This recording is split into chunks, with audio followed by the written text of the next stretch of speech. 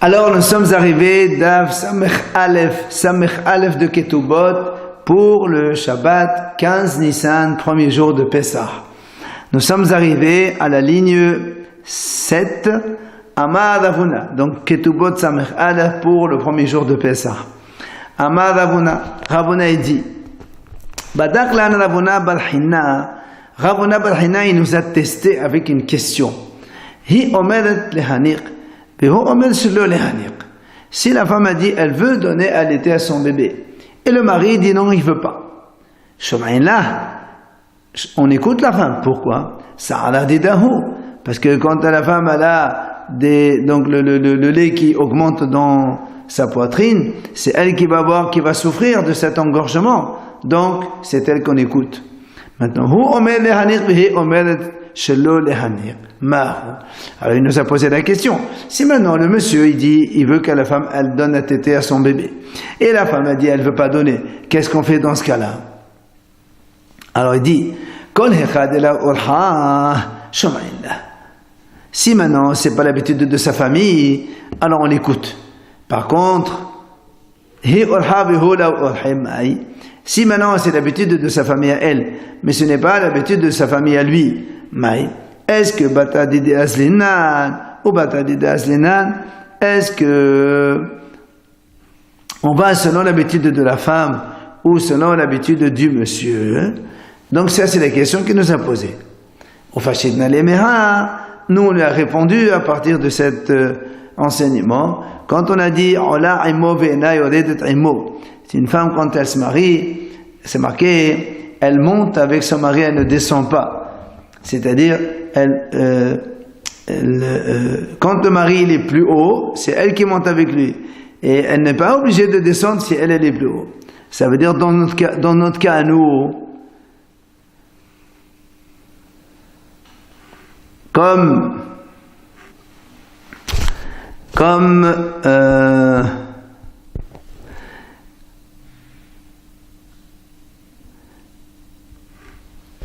donc le mari, ici on a dit que c'est pas, la question elle était, est-ce que Bata Dide Azlina ou Bata Dida? Donc, elle monte avec lui. Mistama, donc, elle va donner à tété parce que c'est dans sa famille qu'on donne à tété. Amaravuna me Iqra, la dit, on a vu que la femme, elle monte avec le mari, elle n'est pas obligée de descendre avec lui. C'est marqué Vehi bi'ulat ba'al ba'aliyato shel ba'al velo beridato shel ba'al. C'est marqué bi'ulat ba'al. Chachamim ont utilisé ça pour dire Aoula c'est Aliyah, monter avec le mari mais pas descendre avec le mari. Rabbi Azar Amar Mehacha, Rabbi Azar dit, de là on apprend. C'est marqué dans la Torah à propos de Hava ki hi haïta em kol hay, le hayim netena velo le sa'an netena. Elle était la mère de tous les vivants. Eh bien, c'est pour la vie et pas pour souffrir. Donc, ici, donc pour vivre avec lui et pas pour souffrir avec lui.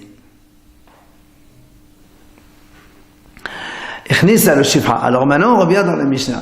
On a dit dans la Mishnah, donc, ce que la femme fait à son mari, elle fait moudre les aliments, elle fait cuire, elle fait laver le linge, elle fait cuire le manger, elle fait son lit, etc. Après on a dit, si elle lui fait sortir, elle fait amener avec elle une servante, on a dit, elle ne fait pas moudre, ni elle fait cuire le pain, ni elle fait laver le linge. Alors la Gemara a dit, donc, hash ala avda.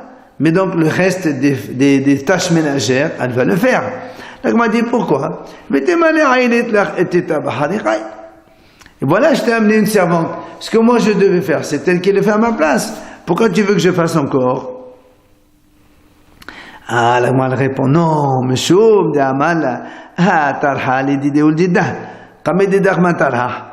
il dit parce que non.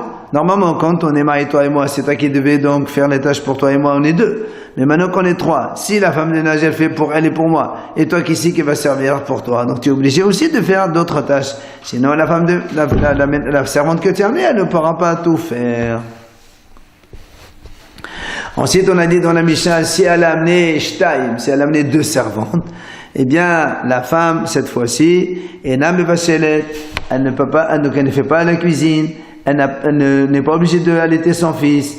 Alors, la Gemara là aussi, elle dit quand? Et donc, le reste, alors, Abda, et le reste, elle fait. Pourquoi elle ne dit pas aussi,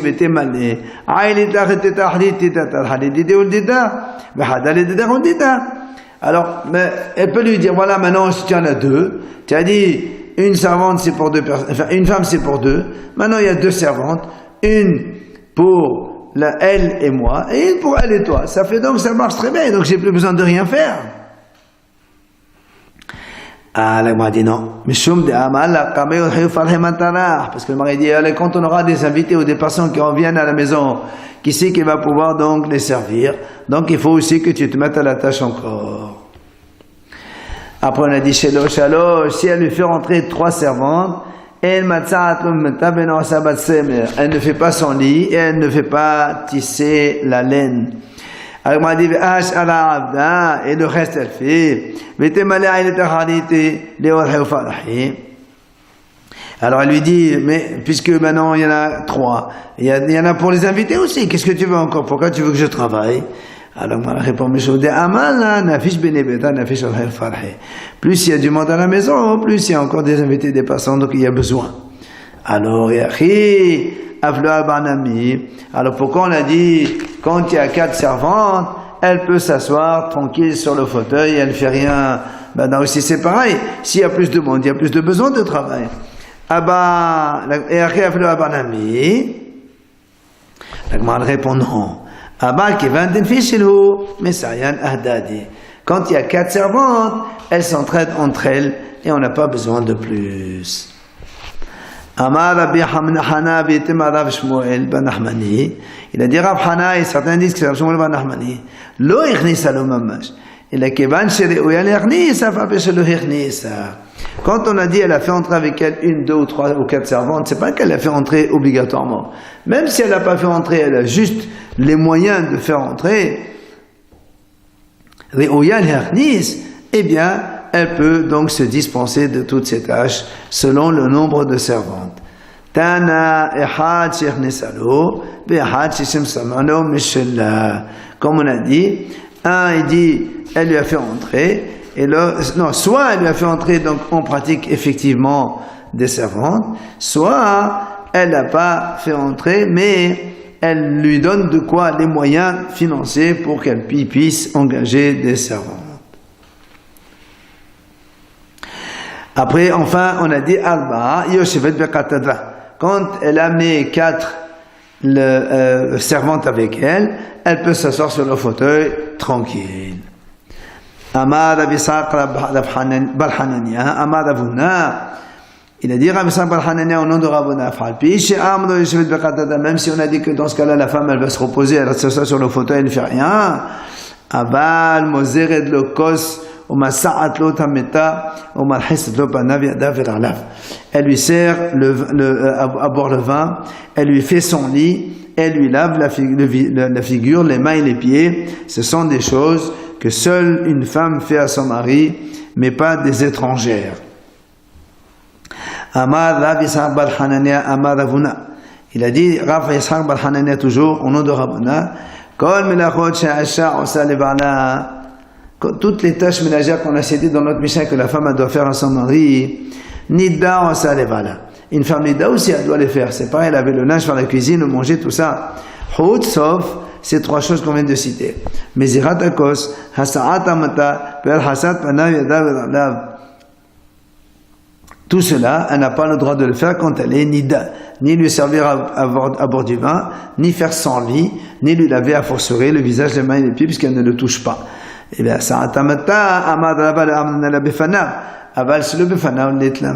et même faire le lit qu'on a dit que c'est assourd, c'est seulement quand il est devant elle. Mais quand il n'est pas devant elle, elle peut très bien lui faire son lit. Là aussi, quand on a dit la femme, elle ne sert pas donc le verre de vin à son mari quand elle est nida, mais si elle fait bishinouï, c'est motard. Exemple, la Gemara raconte les cas de certains Amoraïm. Shmuel mechal faleh diveto be'ada dismala. Shmuel, sa femme, elle va faire le vin avec la main gauche. Quant à l'Inida, elle change, elle est la main gauche. Abaye manhalea pour Madechouva. Abaye, lui, sa femme, elle lui donne le verre sur la cruche carrément. Elle lui pose là-bas dessus. Rabba Abisadia, Rabba lui pose ça sur un coussin, c'est-à-dire à côté de son lit, de son fauteuil, là où il mange. Rapapa Asher Shifa, le Rapapa, lui, sa femme, elle lui mettait sur un petit tabouret. Donc tout ça, c'est pour te dire que quand elle est née de la femme, elle change.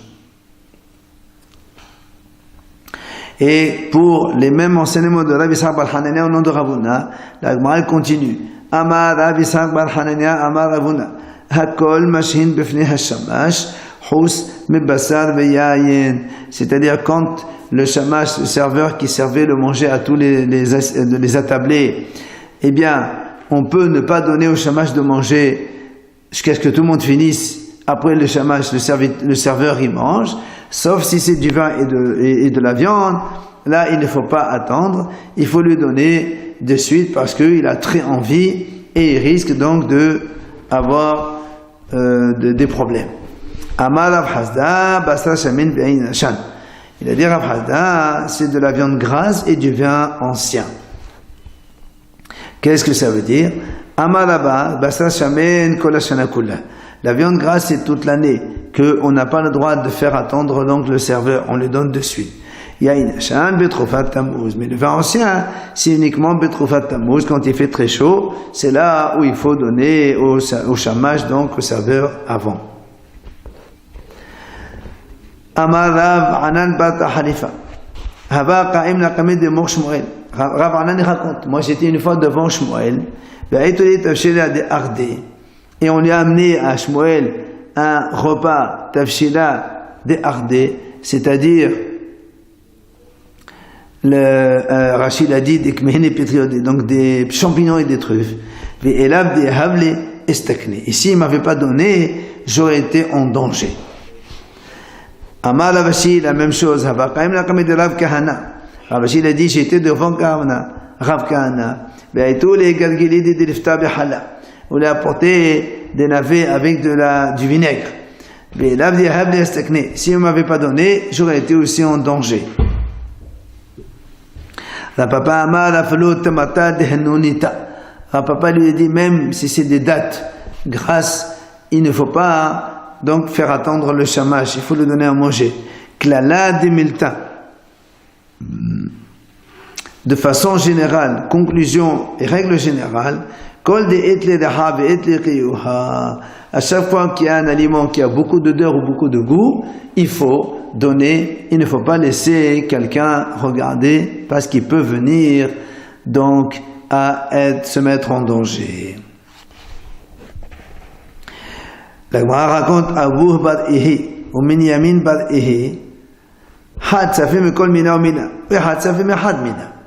Il raconte que ces deux frères, un il donnait au shamash de chaque sorte de salade qu'il avait sur la table, il lui donnait un peu. Et l'autre, il ne donnait que d'une seule. Mort Mishtaïl Abadé. Celui qui donnait de chaque sorte de salade au shamash, il avait Eliaou qui apparaissait à lui. Et l'autre, il n'avait pas Eliaou Navi qui lui apparaissait. La même chose, il y avait deux Hasidim. Certains disent que c'est Rav Mari et Rav Pinhas, les deux enfants de Rav Hasda. Mor Kadim Safé ou Mor Me'ahed Safé. Un, il servait Kadim. Avant de se servir, il donnait donc au shamash. Et l'autre, Me'ahed Safé. Il donne d'abord à tout le monde. Après, il donne au shamash. Dès Kadim Safé, il y a celui qui servait le shamash avant, eh bien, il y a un avis qui venait avec lui, et celui qui lui donnait à la fin, eh bien, il ne venait pas chez lui, Eliaou. La Gemara raconte encore, Amimor Omor Zutra Veravashi, Haou Kayad Veapetha Devi Esgur Malka. Donc, ces trois Hachamim, Amimor, Omor Zutra Veravashi, ils étaient devant la porte du palais du roi Esgor. Halaf Yazil Aton Nagad de Malka. Il est passé par là le cuisinier du roi avec les repas pour servir le roi. Hazir Ravashi les morzotra de Havar. Ravashi, il a vu que Morzotra, il est devenu pâle. Havar la paix. Il avait donc il avait envie de manger ça, il a senti d'odeur. Qu'est-ce qu'il a fait? Shakal be'asma'ete anahle befomé. Il a trempé, il a pris Ravashi avec du plat que le goy transportait avec son doigt, il l'a mis dans sa bouche donc de Morzotra. Amalé, alors le responsable du roi il a dit comment? Afsat soldats de Malka. Tu as abîmé le repas du roi, comme ça tu fais, le roi il va plus manger comme ça. Alors les soldats du roi disent pourquoi tu as fait ça?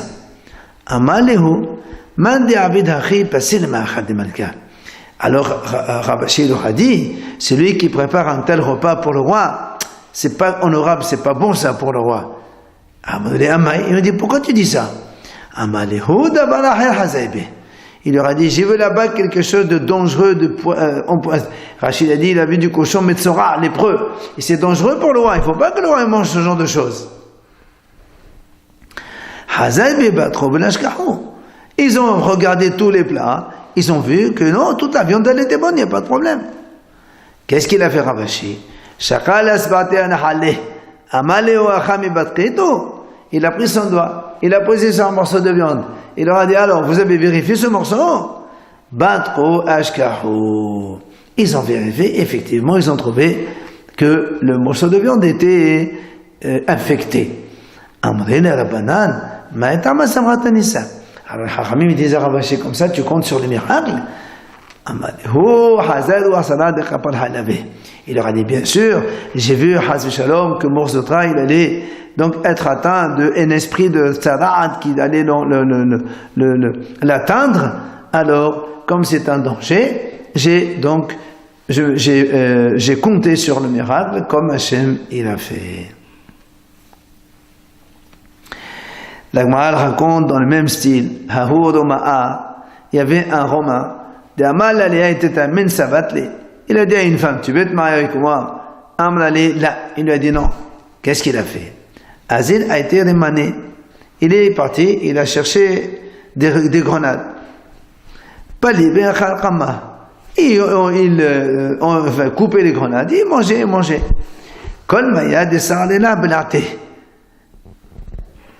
Et tout ce qu'il mangeait,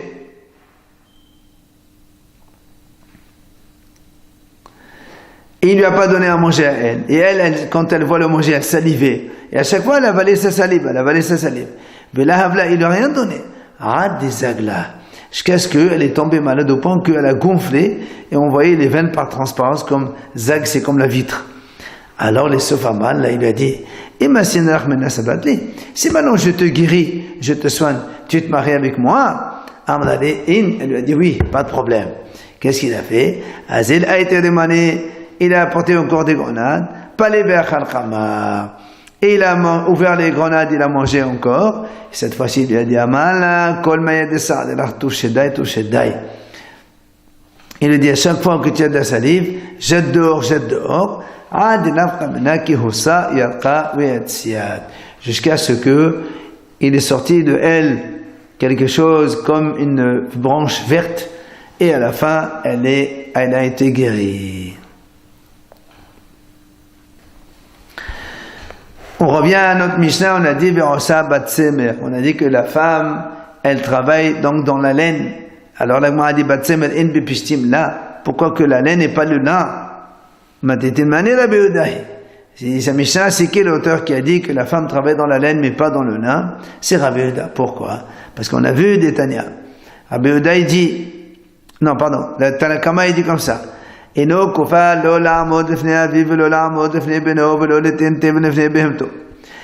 Tanakama il dit comme ça, un homme ne peut pas obliger sa femme ni d'aller d'aller servir son père, ni d'aller servir son fils, ni d'aller donner de la paille devant son animal. Aval,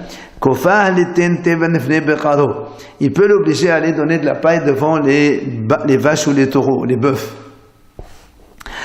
Rabbi Yehuda Omer Afeno Kofah la Asot Bapishtan. Il lui dit, Rabbi Yehuda lui rajoute, il dit non, même il ne peut pas l'obliger à travailler dans le lin. Pourquoi? Il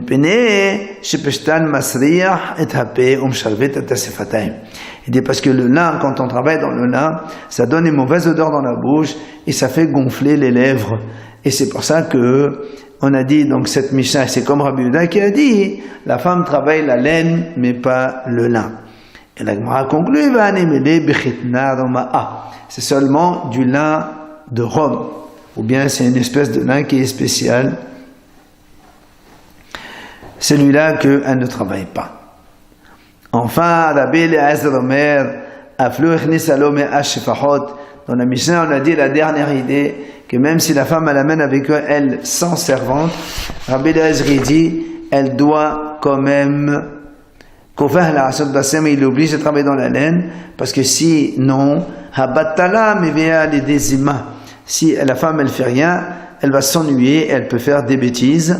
C'est pour ça qu'elle doit travailler un peu pour s'occuper.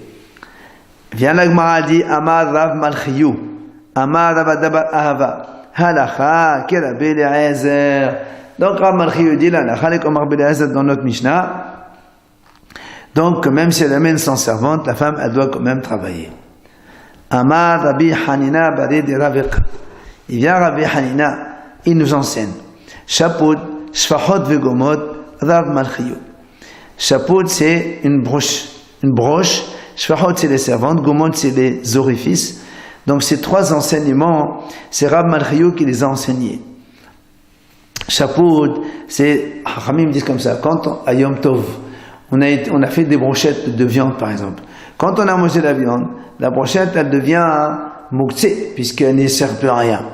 Et là-bas, Rav Malchiyou, il dit, si maintenant,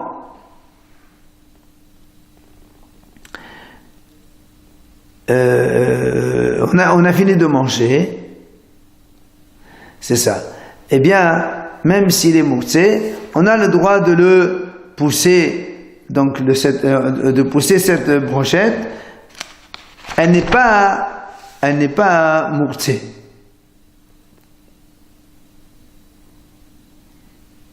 C'est ça. D'accord, donc on peut le pousser de façon indirecte, on le pousse, on le met dans un petit coin. Ça, c'est Rav Malchiyou qui a dit ça.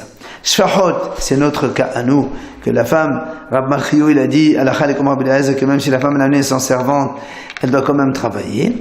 Gumot, c'est dans l'histoire de Maser Nida, quand est-ce que on dit que la fille, elle est pubère, c'est quand elle a 2 poils. Alors, Rav Malchiyou, il dit là-bas que si on trouve les orifices, mais on ne trouve pas les poils, eh bien, c'est quand même le signe de la puberté. C'est ça, Gumot, c'est les orifices pileux. Maintenant, on a ici 3 enseignements. Donc, la brochette, les servantes et les orifices. Maintenant, la Gemara donne 3 autres enseignements. Belorit, Efal Makle, Urvina, Rav Malchaya. Ces 3 enseignements, c'est Rav Malchaya qui les a enseignés. C'est quoi? Belorit. Dans ma certaine Avodah Zara, là-bas, c'est marqué que les goïms, ils faisaient une coupe au bol. Il laissait les cheveux comme ça, et il coupait tout le reste. Alors, si un goy, il va se couper ses gens juifs, et le juif, il n'a pas le droit de lui faire ça. Alors, il dit là-bas, Rav Malchaya, que le juif, il doit s'arrêter 3 doigts autour de, donc, cette beloride, cette coupe au bol. Efel Makle, ça c'est qu'on n'a pas le droit de mettre de la cendre sur une plaie, parce que ça ressemble à c'est-à-dire faire des tatouages. Enfin, Gvina, le fromage, c'est marqué là-bas que le fromage goy, on n'a pas le droit de le manger parce que les goyim, ils mettaient là-bas de la graisse animale. Et donc ces 3 enseignements, c'est Rav Malchaya qui les a enseignés. Selon Rabbi Hanina. Vient Rav Papa Amar. Rav Papa, il n'est pas d'accord. Il dit non. Matnitino matnita, tout ce qui est Mishnah et Braïta, c'est Rav Malchaya. Shma'atita, si c'est des enseignements, Amoraïm, c'est Rav Malchiyou. Bissimane, pour ne pas te tromper, Matnita, Malchita. Matnita, c'est au féminin, Malchita, c'est Malchaya. Malchaya, c'est la même chose. Alors, qu'est-ce que ça change par rapport à ce qu'on a enseigné Rabbi Hanina? C'est que selon Selon Rabbi Hanina, Shfahot, c'est Ramalchiyou qui l'a dit. Or, comme Shfahot, c'est une Mishnah chez nous, alors lui, Rapapa, il dit, c'est Ramalchiyah qui a dit cela. Rabban Shimon ben Gamliel Omed Bicholé. Alors, on a dit que Rabban Shimon ben Gamliel, dans la Mishnah, à la fin, il dit comme ça. Même celui qui m'a dit, si quelqu'un il fait un vœu que sa femme ne fait rien, aucun travail, il doit la divorcer, il lui donne sa touba parce qu'elle ne peut pas rester sans rien faire. Alors on m'a dit, c'est la même chose que le Tanakama, quelle est la différence? Et la répond,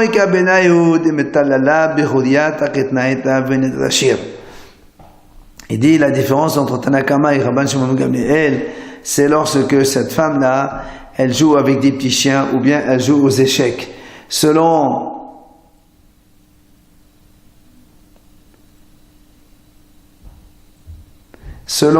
donc Rabbi, c'est ça. Les dizimas, elle peut faire des bêtises, oui, mais les décharmoum, comme on t'a dit, elle va s'ennuyer, elle va pas s'ennuyer puisqu'elle est en train de s'occuper avec cela. C'est pour ça que donc il y a une différence. On passe à la nouvelle Mishnah. Matiti. Hamadir et eshto mitashmi shamita. Si quelqu'un il fait un vœu d'interdire à sa femme la relation conjugale. Beit Shammai, alors Rashi précise bien qu'il ne peut pas dire je m'interdis d'avoir des relations avec toi parce que là, il a une obligation de la Torah de subvenir à ce besoin-là pour son épouse.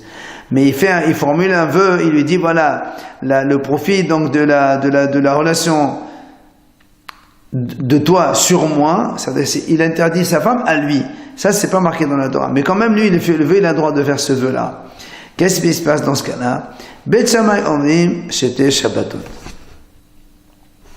S'il a fait le vœu pendant 2 semaines, elle peut attendre et après, elle revient, elle reste avec lui. Au-delà de 2 semaines, eh bien, elle prend sa touba, elle sort. Il doit la divorcer, il lui donne sa touba. Beit Hillel omrim Shabbat ahat. Beit Hillel disent non, 1 seule semaine, pas 2 semaines. Si 1 semaine, elle supporte, plus que cela, il lui donne son guet avec la touba. Dans la même Mishnah, on nous dit Hatalmidim yos'im lil Talmud de Torah shelo b'shut. Shloshim yom. Les élèves qui étudient la Torah ils peuvent sortir sans l'autorisation de leur femme pendant 1 mois étudier. Hapo'alim Shabbat ahat. Les ouvriers, eux, ils peuvent sortir 1 semaine, pas plus que cela. Ha'ona ha'amora b'Torah. Autre idée de la Mishnah. La fréquence des relations intimes selon la Torah, puisqu'il y a marqué She'ela kesotah ve'onata lo yichra, tu n'as pas le droit de diminuer. C'est quoi le minimum? Hatayalin bechol. Ceux qui se promènent, ils peuvent faire ça chaque jour. Hapo'alim shetayim b'Shabbat. Les ouvriers 2 fois par semaine. Ahammarim ahad b'Shabbat. Ceux qui font des courses avec des ânes, eux 1 fois par semaine. Hagammalim ahad l'shushim yom. Les chameliers, ceux qui donc font des transports par les chameaux, 1 fois par mois. Hasapanim ahad l'shishah chodashim de Rabbi Eliezer. Enfin, les marins, eux, c'est 1 fois tous les 6 mois. Tout cela, c'est une Mishnah qui a été citée au nom de Rabbi Eliezer. Alors, on revient sur la première idée. Pourquoi Beit Shammai, ils ont dit, quand un homme il fait un vœu de ne pas avoir de relation avec sa femme, c'est jusqu'à 2 semaines. Alors, le répond, puisque nous, on a vu dans la Torah, quand une femme, elle accouche une fille, à l'époque d'avant, la femme, elle était impure pendant 2 semaines. Après 66 jours, même si elle saigne, c'est du sang qui est pur. Aujourd'hui, ça n'existe plus, mais à l'époque d'avant, c'était 2 semaines de sang impur. C'est pour ça que comme la femme, donc, elle ne peut pas avoir des relations pendant 2 semaines, mais ils ont dit là aussi, le mari peut faire un vœu jusqu'à 2 semaines. Au Beit Hillel, alors pourquoi Beit Hillel, ils ont dit 1 semaine? Parce que Beit Hillel, eux, ils disent, nous, on apprend de la femme qui a accouché un garçon, pas une fille. Or, une femme qui a accouché un garçon, là encore, à l'époque d'avant, elle devait être impure pendant 1 semaine seulement. Et donc, c'est pour ça que Beth Hillel disent qu'une semaine. La Gemara dit, pourquoi Beth Hillel, ils apprennent pas de la femme qui a accouché une fille? Ça peut arriver aussi. Pardon. Alors la Gemara dit non. C'est vrai. Si on prend de la femme qui accouche de la femme qui accouche, c'est sûr qu'on peut aussi prendre comme référence la fille. La Beth Hillel, mais Beth Hillel, eux, en fait, non, ils n'ont pas appris de la femme qui accouche un garçon. Ils ont appris de la femme Nida. À l'époque, encore une fois, la femme Nida, elle était interdite pendant 7 jours seulement. C'est pour ça que Beth Hillel les ont dit 7 jours aussi. Bema et Kamefare. La Gemara dit, c'est quoi l'objet de mahloket entre Beth Shammai et Beth Hillel? Pourquoi Beth Shammai, ils apprennent de la femme qui accouche une fille, et Beth Hillel, ils apprennent de la femme Nida seulement? Alors la Gemara répond, moi ça va m'aider de shriach, mais m'aider de shriach. Chacham, il dit quelque chose qui est courante, de quelque chose qui est courante. C'est-à-dire, le mari qui se met en colère contre sa femme et qui fait des vœux, c'est quelque chose de courant. Donc on apprend ça de Nida, qui est quelque chose de courant. Ça c'est Beth Hillel. Au moins, ça va, Beth Shammai, ils disent non. Mais des hoganim, là, même des hoganim, là. Puisque le vœu, c'est lui qui a provoqué, la Nida, c'est pas lui qui provoque, c'est un Nida de naturellement. Donc on prend référence, c'est quelque chose que lui provoque. C'est quoi? C'est l'accouchement, donc, d'une fille. Amarav, mahloket ben farish. La mahloket entre Beth Shammai et Beth Hillel, que un il dit 2 semaines, l'autre 1 semaine, c'est quand le monsieur, il a été mefaresh, il a exprimé que c'était, explicitement, c'était 1 semaine. Par exemple, s'il dit pour 1 semaine, selon Beth Shammai et Beth Hillel, pas de problème. Si c'est 10 jours, selon Beth Hillel, ça marche pas, selon Beth Shammai, ça marche. Mais Bistam, si maintenant il ne donne pas de délai à son vœu, selon aussi bien Beth Shammai que Beth Hillel, évidemment, il doit donner son guet et immédiatement. Les ilta, c'est-à-dire il n'attend pas à la fin des 2 semaines ou 1 semaine. Tout de suite, il donne sa ktouba, il la divorce. Ou Shmuel Amar, ça c'est Rav qui a dit ça. Shmuel il dit non, Afalo Bistam Nami, et un petit Shmuel ça peut donner dedans. La Gemara dit, Shmuel il dit non, même si il lui a fait Bistam, pourquoi? Il attend peut-être que d'ici 1 semaine ou 2, il peut trouver un Rav qui lui fait Hatarat Nedarim, et donc la femme elle reste, pourquoi elle s'en va? Ça c'est la vie de Shmuel. Sur ce, la Gemara pose une question. Pourquoi Rav et Shmuel ils font une mahloket dans notre sujet, alors qu'ils l'ont déjà fait dans un autre endroit? Où ça? Dites-nous dans une Mishnah, c'est marqué. Si quelqu'un il fait un vœu de ne pas donner à sa femme de profiter de lui pour manger pendant 1 mois. Pardon. Si un homme il fait un vœu contre sa femme de ne pas lui donner à manger.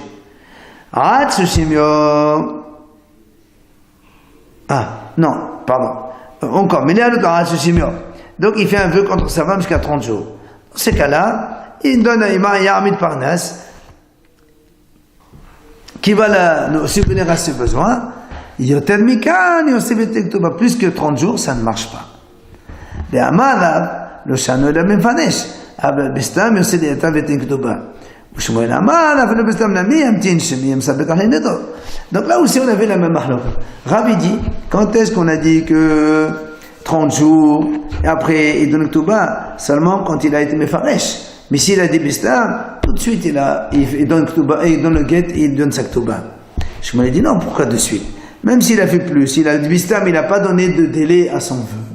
Eh bien, peut-être entre-temps, il va pouvoir trouver un Rav qui le fait Hatarat Nedarim, et donc la femme elle pourra rester. Alors donc on voit la même mahloket dans chez nous ici qu'il a interdit de sa femme la relation intime, et donc ici il a fait un vœu de ne pas subvenir aux besoins de sa femme. Pourquoi on répète 2 fois la même chose? La Gemara dit on a besoin. Pourquoi? Si on nous enseigne notre cas à nous, c'est-à-dire donc les vœux, il a fait un vœu contre sa femme pour ne pas avoir des relations intimes. C'est pour ça que j'ai dit, Rav, il a dit ici, immédiatement, parce que Meshum de la de Fanas. Ici, il n'y a pas de possibilité d'avoir un autre pour faire cela. Donc, c'est pour ça que Rav dit, quand il n'a pas expliqué combien de temps Bistama, eh bien, il la divorce tout de suite et il le donne sa touba. Aval Be'aïd, mais dans le cas où, donc, il interdit seulement de alimentation, de ne pas la nourrir. Il peut nommer quelqu'un. Donc, c'est bien, il lui donne de l'argent, il lui achète ce qu'elle a besoin. C'est pour ça. Et moi, j'aurais pu dire que Rabbi serait d'accord avec Shmuel. Comme quoi, et il ne divorce pas de suite, il attend. Peut-être qu'il peut trouver un vœu. C'est pour ça qu'on t'a enseigné la deuxième. Ici, on nous enseigne le deuxième cas de la nourriture seulement. J'aurais dit dans ce cas-là, Shmuel il a dit oui, elle attend, elle ne fait pas, donc il ne divorce pas tout de suite. Il peut trouver Hatara, etc., parce qu'il y a une possibilité de parnas. Mais dans le cas de la relation intime, il n'y a pas de possibilité de parnas. J'aurais pu penser que Shmuel serait d'accord avec Rav, comme quoi, puisqu'il n'y a pas de possibilité de solution avec un parnas, alors il faut qu'il donc divorce immédiatement et lui donne sa touba. C'est pour ça que même là-bas aussi, là, on nous dit que Shmuel il dit non. Même si là, monsieur, il a fait un vœu d'interdire de relation sa femme avec lui pendant Stama sans délai, eh bien, il n'est pas obligé de divorcer de suite. Peut-être que, selon Bethilel, en une semaine ou selon Bethilel en 2 semaines, il peut faire Atarat Nedarim, et dans ces cas-là, elle peut rester avec lui.